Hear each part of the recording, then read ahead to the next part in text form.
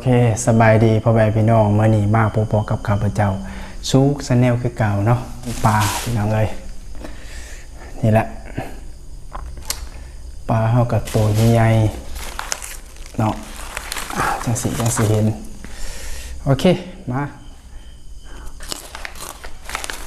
อันนี้ก็เครื่องเขาติมไงเนาะชิมก่อน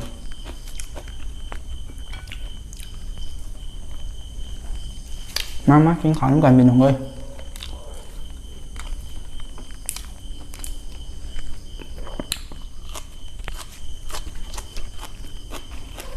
เดียวคือเก่าไปอ่ะเนี่ย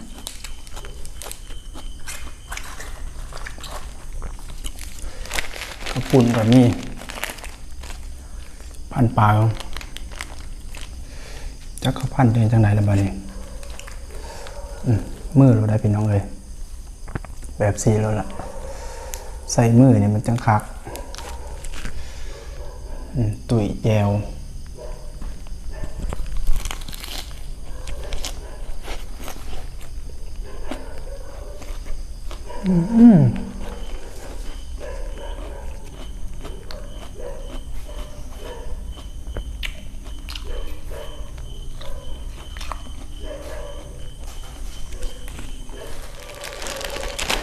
อันนี้สิวะข้าวปุ้น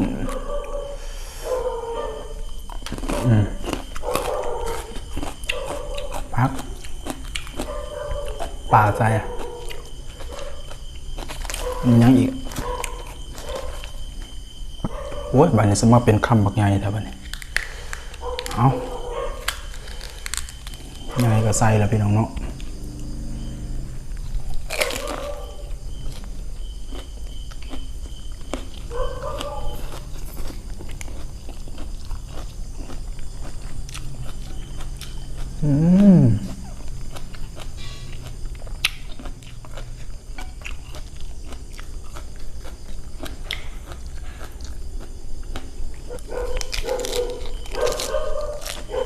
เสียงม้ากับฮ้อนดี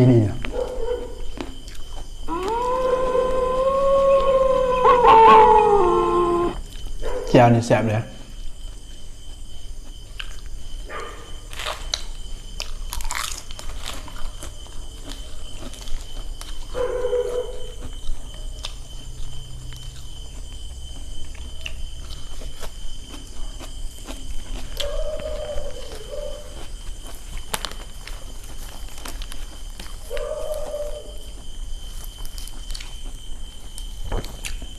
หมวนแล้วจังเสียงนะพี่น้อง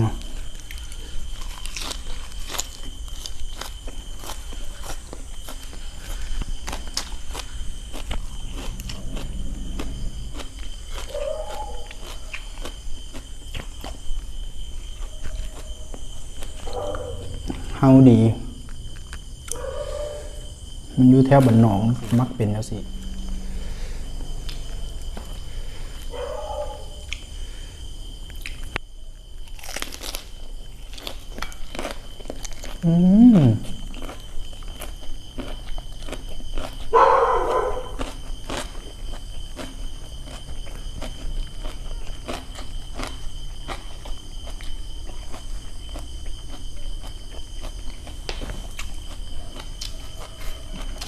แก้วมัน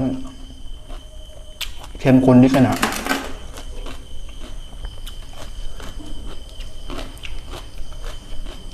ตัวไอ้เลยใช่ไหม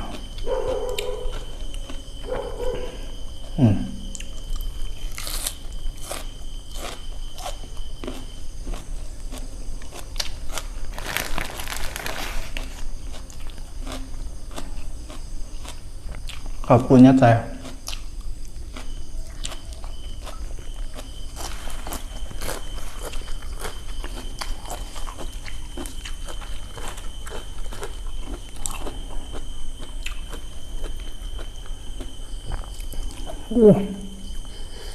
มกเพชรเนี่ยพี่ลึกแท้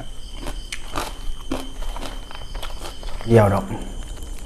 ใส่เต็มคำเต็มปากเลยอยู่ในนี้เอาอยู่สี่หรือเปล่า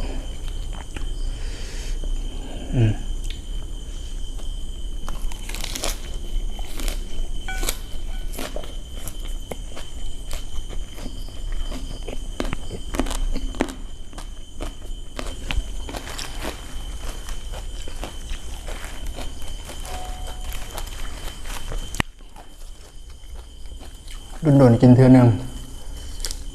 ใส่มันหลด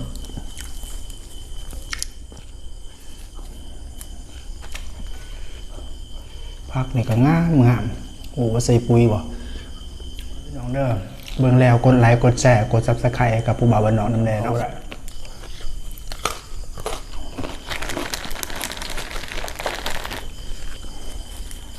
อุ้ยผักหมวนใส่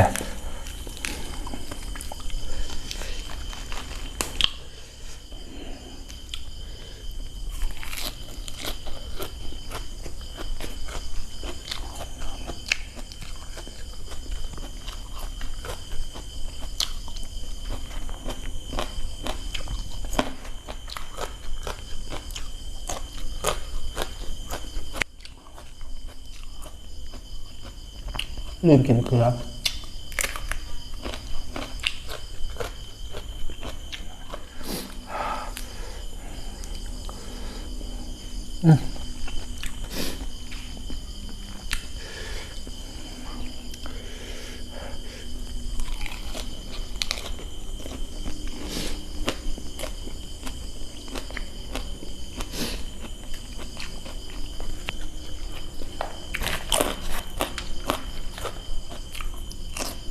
เอาละแล้วพี่น้องเด้อสำหรับมื้อนี้เอาเป็นว่าสมิสกรเนาะมักกะไหลสนใจกระแสหรือว่ากดกระดิ่งน้ำแน่เนาะเพื่อจะได้บ่พลาดคลิปใหม่ๆจากผู้บ่าวบ้านนอกเด้อ